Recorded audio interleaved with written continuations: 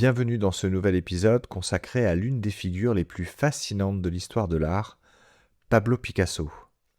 Peintre visionnaire, sculpteur, graveur, céramiste, Picasso n'a pas seulement marqué son époque, il a littéralement transformé la manière dont nous regardons l'art. Adulé par certains, incompris par d'autres, il reste aujourd'hui encore un symbole du génie créatif, de l'audace artistique et de la liberté d'expression.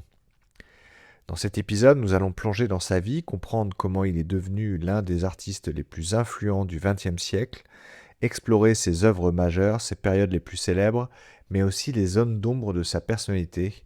Alors installez-vous confortablement et partons ensemble à la découverte de Pablo Picasso. Pablo Picasso est né le 25 octobre 1881 à Malaga, dans le sud de l'Espagne.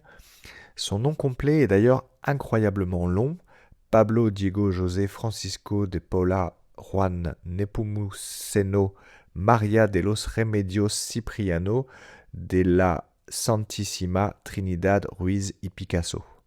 Heureusement pour l'histoire de l'art, il choisira simplement Picasso. Son père est professeur de dessin et peintre. Très tôt, il remarque chez son fils un talent exceptionnel.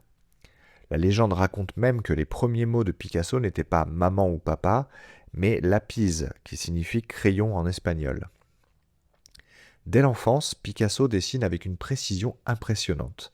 À seulement 13 ans, il maîtrise déjà les techniques académiques mieux que beaucoup d'adultes.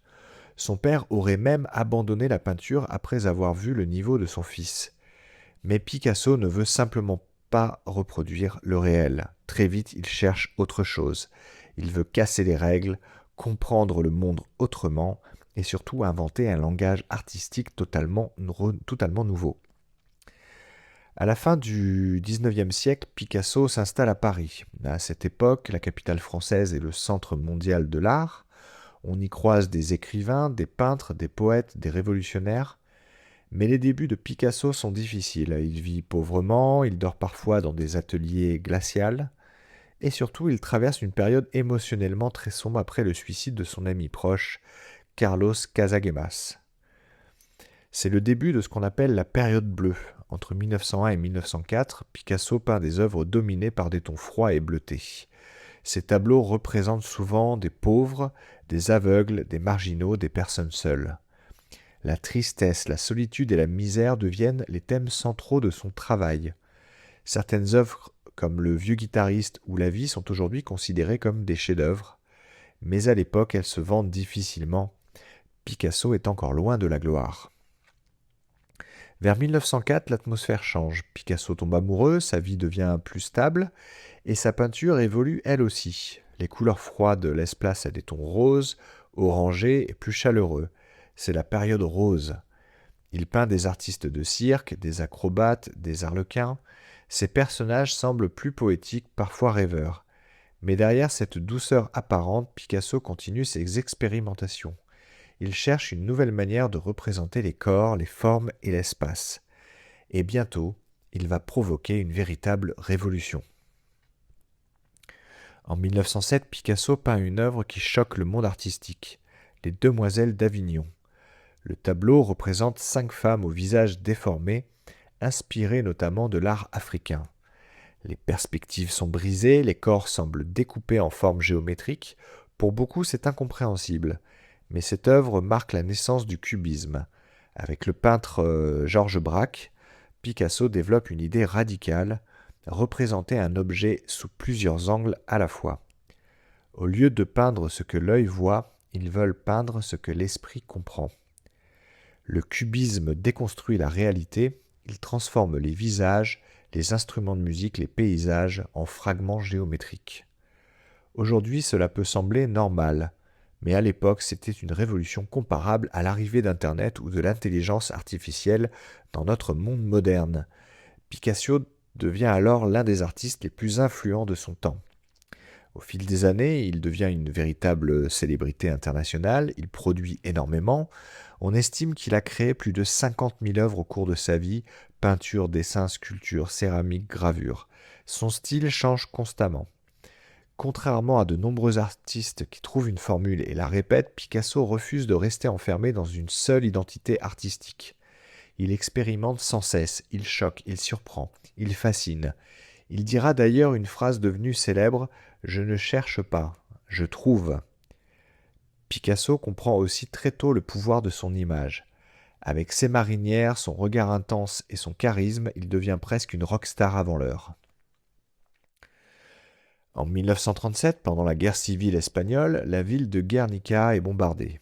Des centaines de civils meurent. L'événement choque profondément Picasso. En réaction, il peint l'une de ses œuvres les plus célèbres, Guernica. Le tableau est immense, en noir, blanc et gris. On y voit des visages déformés par la douleur, des corps brisés, des cris silencieux. Ce n'est pas une représentation réaliste du bombardement, c'est une explosion d'émotions. Une dénonciation de la violence et de l'horreur de la guerre. Guernica devient rapidement un symbole universel contre la barbarie. Encore aujourd'hui, cette œuvre reste l'une des peintures politiques les plus puissantes de l'histoire. Mais derrière le génie artistique se cache aussi un homme controversé. Picasso entretenait parfois des relations compliquées avec les femmes. Plusieurs de ses compagnes ont souffert psychologiquement. Certaines critiques contemporaines remettent aujourd'hui en question son comportement personnel. Cela pose une question importante. Peut-on admirer l'œuvre d'un artiste tout en critiquant l'homme ? Le débat reste ouvert. Et Picasso est devenu un exemple emblématique de cette réflexion moderne sur la séparation entre l'artiste et son œuvre. Picasso continue donc de créer jusqu'à la fin de sa vie. Même âgé, il reste incroyablement productif. Il explore la sculpture, la céramique et revisite les grands maîtres de la peinture. Il vit principalement dans le sud de la France. Le 8 avril 1973, il meurt à l'âge de 91 ans. Il laisse derrière lui un héritage colossal. Son influence dépasse largement le monde de l'art. On retrouve son impact dans le design, la mode, la publicité, le cinéma et même la culture populaire. Picasso a changé notre manière de voir et peut-être surtout notre manière de penser la création. Pablo Picasso n'était pas simplement un peintre talentueux, c'était un révolutionnaire, un artiste qui refusait les limites, un homme capable de déconstruire le réel pour mieux le reconstruire. Son œuvre continue aujourd'hui encore de susciter des émotions, des débats et des interrogations, et c'est peut-être cela la marque des plus grands artistes, continuer à faire parler d'eux longtemps après leur apparition. Je vais terminer par quelques citations de Pablo Picasso. « J'ai mis toute ma vie à savoir dessiner comme un enfant. Tout ce qui peut être imaginé est réel. Un tableau ne vit que par celui qui le regarde. » J'espère que cette capsule vous aura plu. N'hésitez pas à vous abonner et à partager l'épisode. À bientôt pour un nouveau voyage à travers les grandes figures de l'histoire.